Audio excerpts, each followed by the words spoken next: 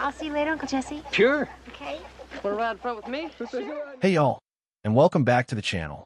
Today, we're taking a nostalgic trip back to Hazzard County, a place where good OL boys raced souped-up cars, outwitted the law, and charmed their way into our hearts. We're talking, of course, about the Dukes of Hazzard, a show that defined a generation with its high-octane stunts, comedic antics, and undeniable Southern charm. But while the General Lee may still roar in our memories, the lives of many of the actors who brought this iconic show to life have taken a different, often poignant. The show's success was a perfect storm, a blend of thrilling car chases, witty banter, and a cast of characters so memorable they remain etched in our collective consciousness. From the mischievous Duke boys, Bo and Luke, to the ever-hungry Boss Hogg and his hapless Sheriff Roscoe, each actor brought a unique energy and charisma to their role. But behind the laughter and the leaps, there were real people with complex lives, triumphs, and tragedies. Many of the talented individuals who made the Dukes of Hazzard, the beloved show we remember, are no longer with us. This video is a tribute to those actors, a journey into their lives beyond Hazzard County. We'll explore their early careers, their time on the show, their post-Dukes journeys, and the fascinating stories that unfolded after the cameras stopped rolling. We'll uncover lesser-known facts, delve into some controversies, and celebrate the enduring legacies of these remarkable performers. Get ready, because this ain't just another trip down memory lane. It's a deep dive into the lives of the men and women who made the Dukes of Hazzard unforgettable. We'll be exploring the lives of some of your favorite characters, revealing surprising twists and turns you might never have known about. From unexpected career paths to personal struggles, we'll paint a picture of these actors as complex individuals, not just the characters they played on screen. Prepare to be surprised, moved, and maybe even a little shocked as we uncover the real stories behind the smiles and the stunts.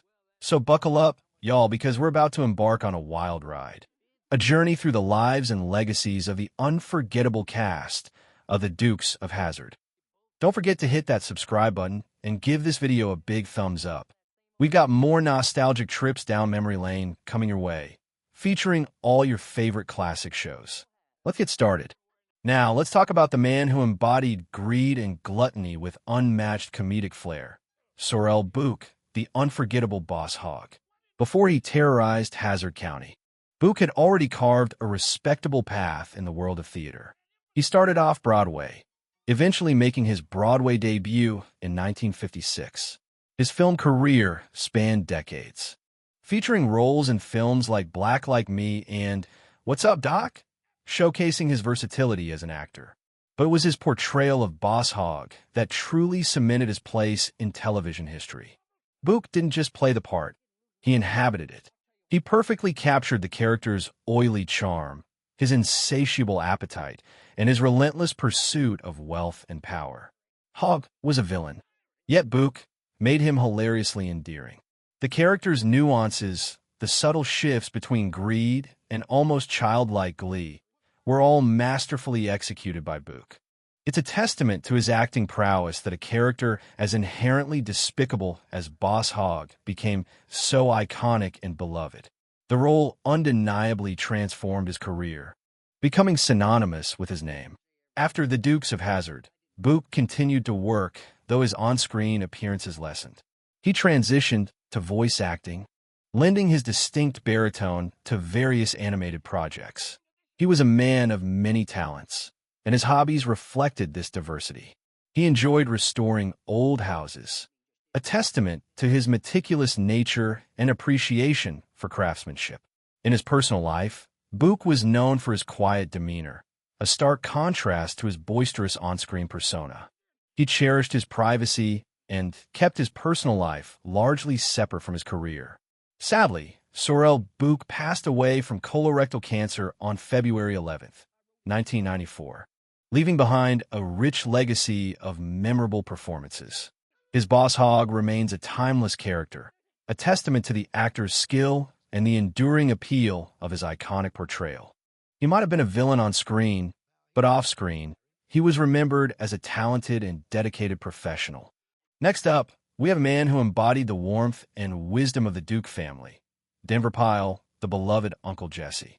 Before he charmed us as the patriarch of the Duke farm, Pyle had already carved a significant path in the world of television and film. He was a familiar face in countless westerns, showcasing his versatility and rugged charm in a variety of roles. Slightly bumbling patriarch of the Darling clan, that was Denver Pyle, bringing his distinctive voice and gentle humor to a role that resonated with audiences for generations. His portrayal of Uncle Jesse in The Dukes of Hazzard was a perfect fit. He brought a quiet strength and paternal warmth to the role, providing a steady hand and comforting presence amidst the chaos of the Duke boys' escapades. Uncle Jesse wasn't just a background character. He was the heart of the Duke farm, a wise and loving figurehead who offered guidance and support, often with a twinkle in his eye and a knowing smile. He provided a counterpoint to the high-octane adventures, offering a sense of grounding and stability. After The Dukes of Hazzard, Pyle continued to act, though primarily in cameo roles. He appeared in various films and television shows, showcasing his enduring appeal and his ability to seamlessly fit into diverse projects. His career spanned several decades, a testament to his talent and enduring popularity. Personally, Pyle was a man of simple pleasures, known for his down-to-earth nature and his love for his family. He was married twice, finding happiness and companionship in both unions. His life, much like the character he portrayed, was marked by a quiet dignity and a deep sense of family. Sadly, Denver Pyle passed away on Christmas Day in 1997 due to lung cancer. His passing marked the end of an era, leaving a void in the hearts of those who knew him and those who loved his work. But his legacy lives on, not only in the memories of those who knew him, but in the hearts of countless fans who continue to cherish his portrayal of Uncle Jesse, the kind and gentle heart of Hazzard County. Became synonymous with the show's rebellious spirit and good old boy charm. Jennings' journey to becoming a country music icon wasn't a smooth road. He started young, learning to play on a well-loved Stella guitar, his mother's gift. He upgraded to a harmony patrician and found inspiration in the likes of Bob Wills, Floyd Tillman, and the legendary Hank Williams. His early performances at family gatherings blossomed into gigs at local clubs and even a talent show win with his rendition of Hey Joe. This early success paved the way for a long and illustrious career. But it was his contribution to the Dukes of Hazzard that truly cemented his place in popular culture. His theme song, a blend of storytelling and humor, instantly became iconic, setting the tone for each episode with its signature blend of twang and wit.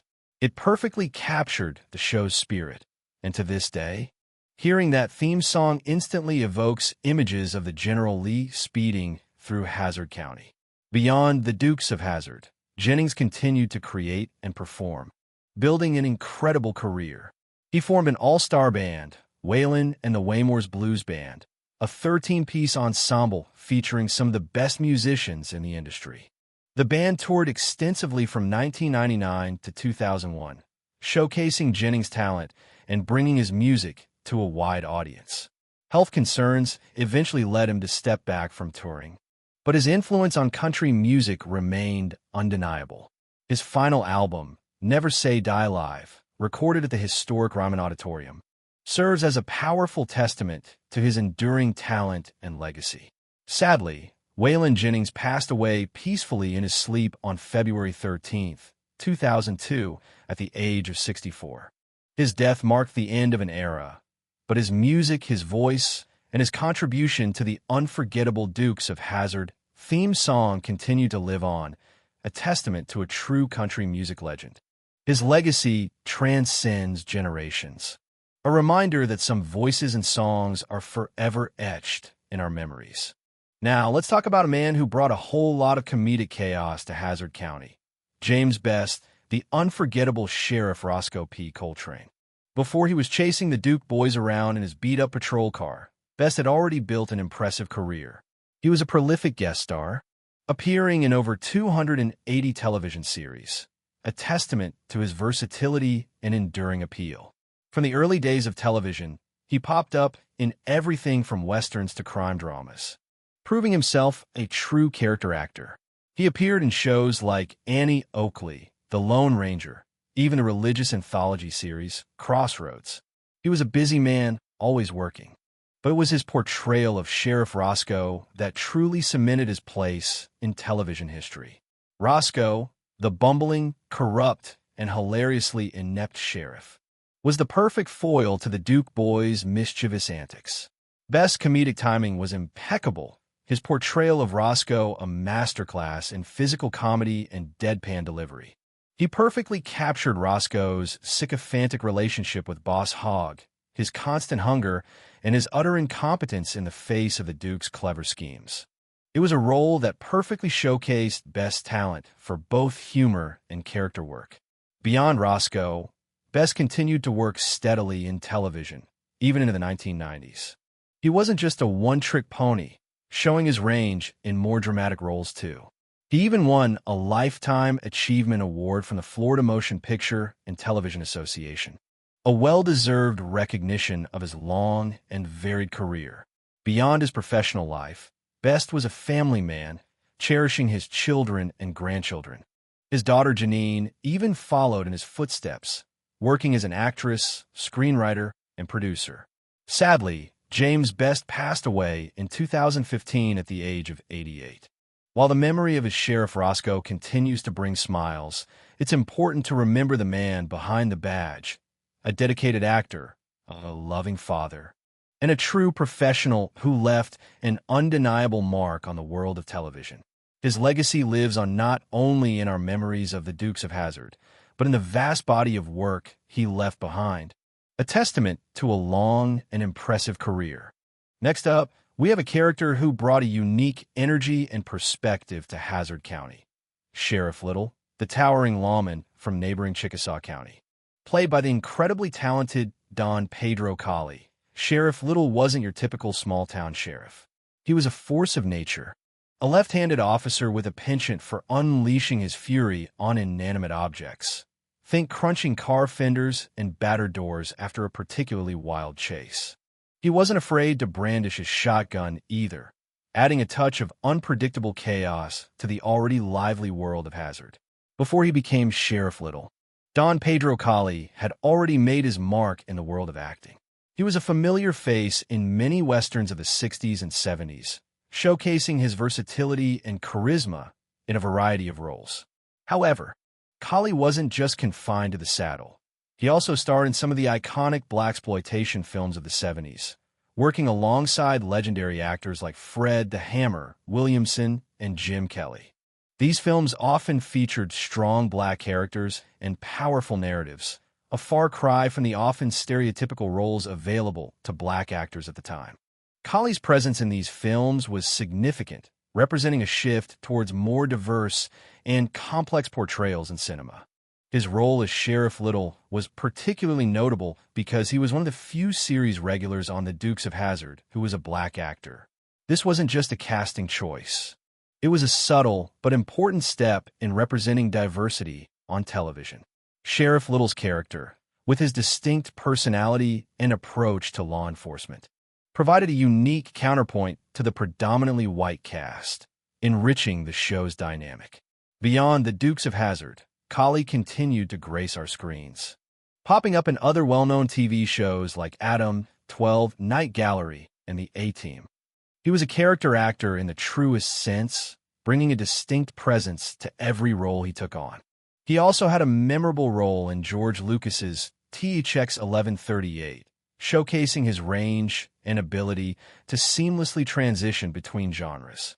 Tragically, Don Pedro Collie passed away from cancer in 2017 at the age of 79.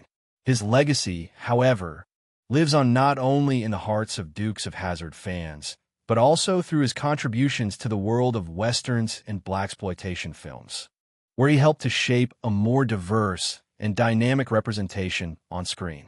His contributions to the entertainment world were significant, and his memory deserves to be celebrated. Now, let's talk about a man who brought a certain gruff charm to Hazzard County. Parley Bear, the actor who played Doc Appleby. Unlike some of the other actors, Parley's path to Hollywood wasn't a straight shot.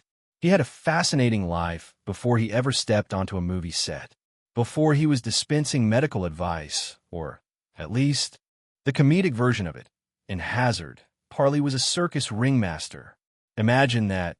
The man who played the often grumpy Doc Appleby was once a master of the big top.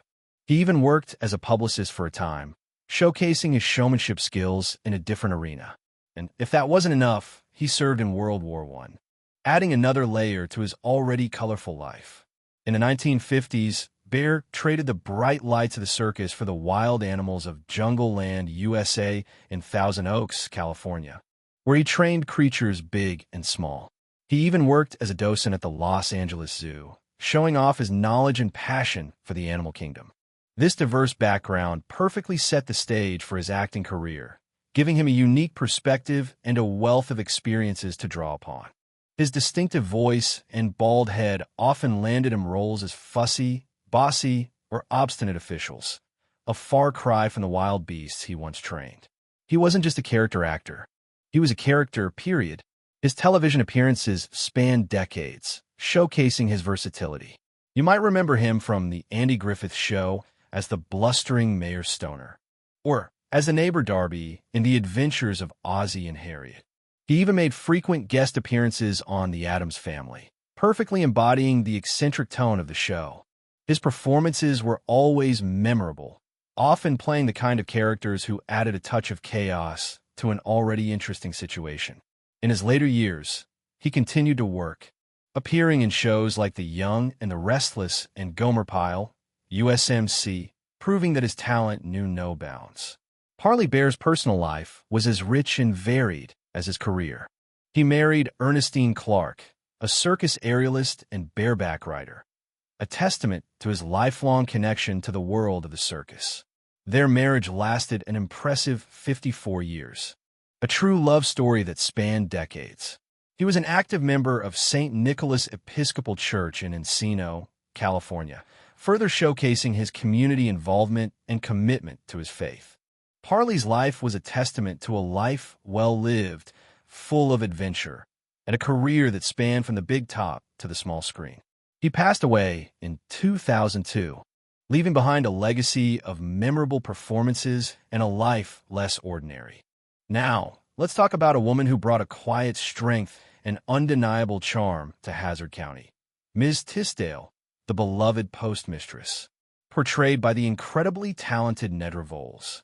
Ms. Tisdale wasn't just a background character. She was a fixture of the community, a wise and friendly face who knew everyone's secrets and held the town together with her warm smile and steady hand. But Nedra Voles' life was far more vibrant and varied than her role on the Dukes of Hazzard might suggest. Her career began remarkably early. She started performing as a toddler, billed as Baby Nedra in a family tent show. This early exposure to the stage laid the foundation for a life dedicated to the performing arts, a journey that would take her from the bright lights of vaudeville to the small screen of television. By the time she was a teenager, she'd moved beyond her baby moniker and was actively pursuing her passion for acting. In the early 1930s, she transitioned into music, becoming a featured vocalist with KO's Vagabonds. Her musical talent shone through, and she even found herself performing on Wham Radio in Rochester, New York, as part of a trio.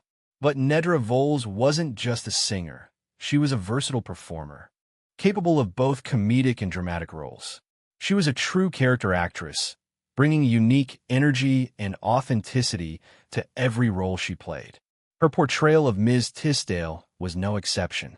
She perfectly captured the character's quiet dignity, her fondness for Uncle Jesse, and her unwavering presence in the heart of Hazzard County. It's a testament to her talent that she made such a lasting impression with a relatively small role. After the Dukes of Hazzard, Nedra Voles continued to work steadily, appearing in guest roles on shows like The A-Team, Night Court, and Coach. She even managed to perform many of her own stunts, a testament to her adventurous spirit and dedication to her craft. Imagine being lifted through a window and falling headfirst onto the floor. That's the kind of dedication she brought to her work.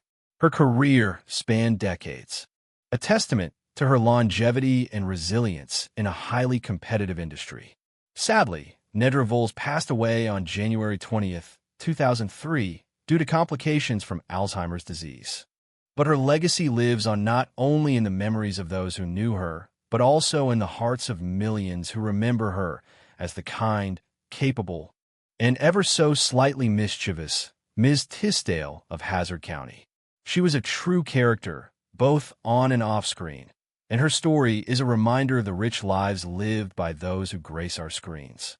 Now, let's shift gears and talk about a character who often found himself caught in the crossfire between the Dukes and Boss Hogg, Enos Strait, played by the incredibly talented Sonny Shroyer.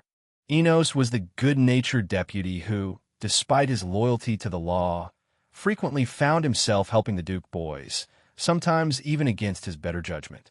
Shroyer brought a unique blend of charm and naivete to the role, making Enos a fan favorite. Before becoming a familiar face on television, Sonny Shroyer had a different kind of career in mind. He actually had a football scholarship at Florida State University. Sadly, an injury cut his promising athletic career short. But this setback only paved the way for a different kind of field, the world of entertainment. After completing his education at the University of Georgia, Shroyer began pursuing his passion for acting, and his talent soon caught the eye of casting directors. His portrayal of Enos Strait was a masterclass in comedic timing and understated charm. Enos was often portrayed as a bit clumsy and easily manipulated, but underneath that bumbling exterior was a genuine heart and a surprising amount of loyalty to the Duke boys. He was the kind of friend who would get you out of trouble, even if it meant bending the rules a little bit. Beyond his acting, Shroyer also had a hidden talent: music. He even released a children's album titled Back in Hazzard in 1982. Can you imagine Enos singing children's songs? It's a delightful image, isn't it? Among the tracks was a fun rendition of Roger Miller's You Can't Roller Skate in a Buffalo Herd, which shows the versatile nature of this talented individual. He also collaborated with actor Randall Franks on a song called Children in Need for Frank's CD, God's Children. The two frequently made joint public appearances, showcasing their combined talents.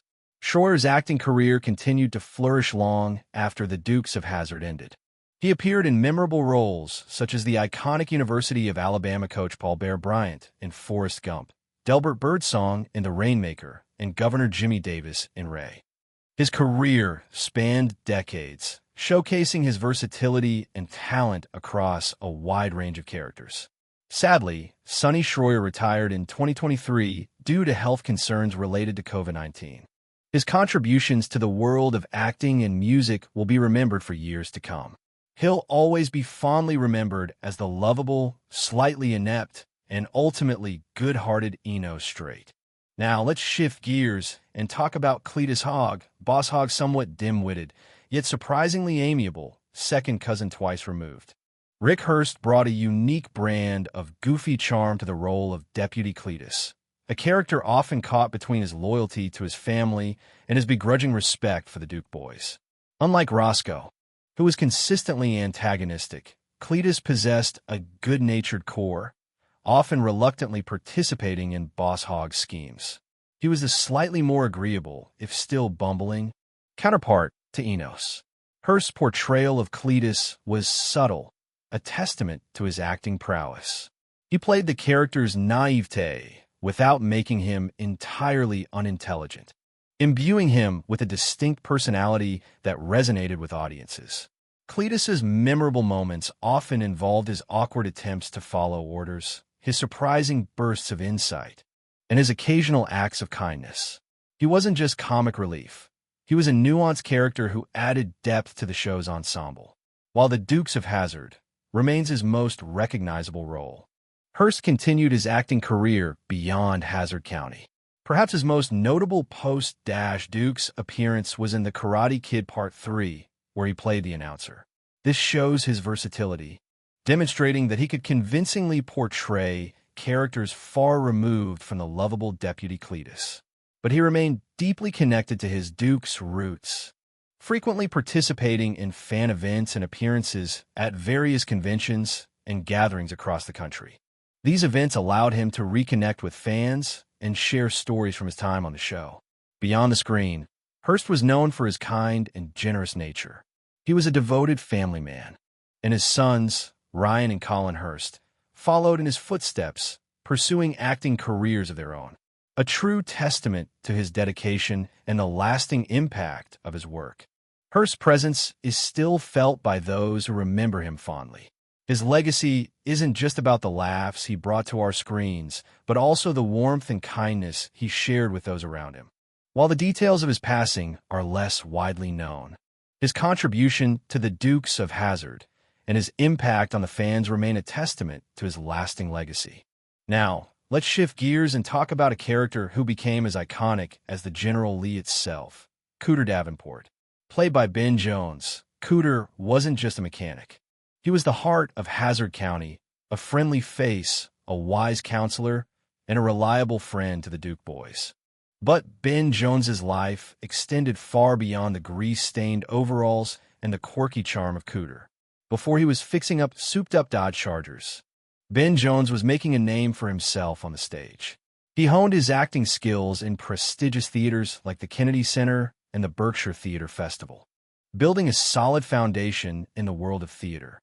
He even spent 2 years touring nationally alongside the legendary Eva Marie Saint, performing in classics like Summer and Smoke and Desire Under the Elms.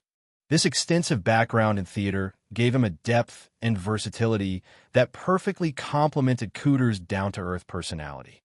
Cooter's character evolved throughout the series. Initially portrayed as a bit wild and unruly, he gradually transformed into the dependable, affable figure we all know and love. This transition mirrored, in some ways, Ben Jones's own journey, as he moved from the intensity of stage acting to the lighter, more comedic role of Cooter. But his commitment to the character remained steadfast, making Cooter a fan favorite. After the Dukes of Hazzard, Ben Jones continued to be involved in the world of entertainment, but he also ventured into politics. He served in the U.S. House of Representatives, representing Georgia's 5th Congressional District. This unexpected career shift showcased his commitment to public service, a side of him that many fans might not have known.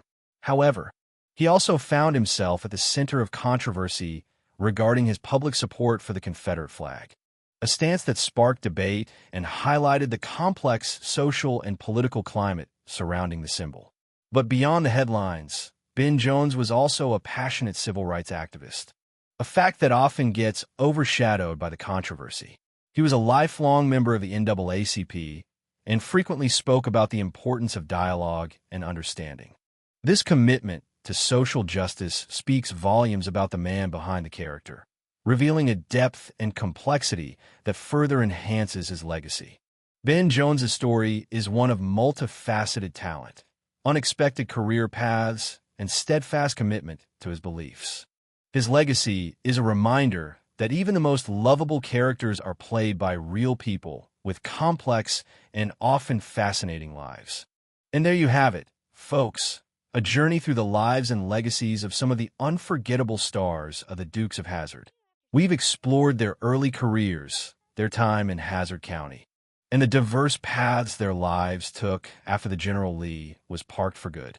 From the comedic genius of Sorel Bou to the gentle charm of Denver Pyle, each actor left an indelible mark, not only on the show, but also on the hearts of millions of viewers.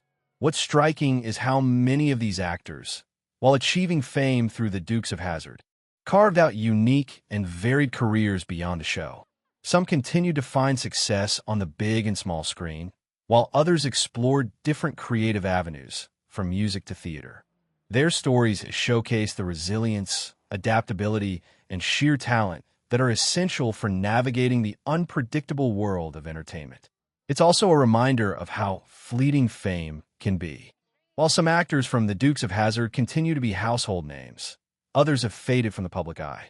This isn't a judgment of their talent or contributions. It's simply a testament to the ever-shifting landscape of the entertainment industry.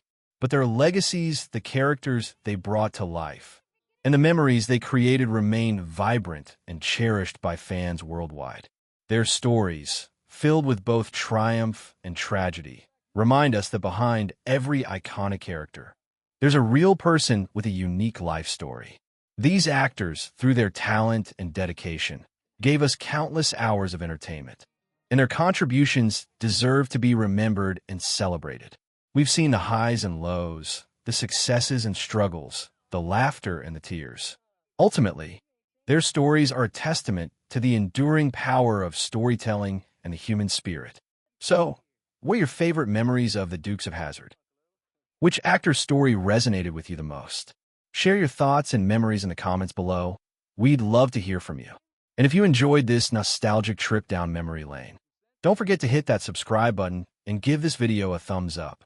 We've got more captivating stories coming your way, exploring the lives of your favorite classic TV stars. Thanks for joining us on this journey, y'all, and we'll see you in the next one. Until then, keep on jumping those sweet jumps.